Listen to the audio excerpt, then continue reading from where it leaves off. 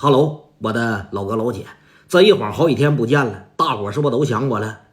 在最后一天直播的时候，我也是经过大伙的同意，说这个咳嗽我休息几天。但是有的老哥老姐不知道，说这人上哪去了？也看不见直播了，也看不见录段子了，这人怎么飘了？不务正业了？但是我今天特意出这个视频吧，想跟大伙再解释一下。咳嗽呢，我这个也去查了，它属于刺激性咳嗽，不是什么太大的毛病。但是吧，它一咳嗽，它影响啊。你说两句话这一咳嗽，三句话这一咳嗽，这故事也没办法讲。我休息大概得有4、5天了，但是感觉状态呢还是不是特别好。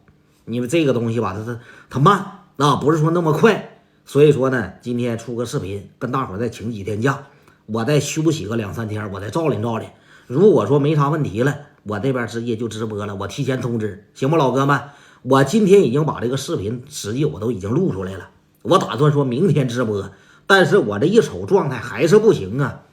你播上1天2天的，回身的又咳嗽又不行了，然后还得休息，我莫不如我就多休息2天，然后这个养个差不多，把最精彩最好的状态呈现给大家，行不老哥们？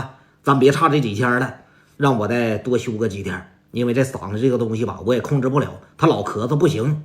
希望老哥老姐们多多理解咱不差这几天了，咱回来之后把更精彩的故事我带给大家，感谢。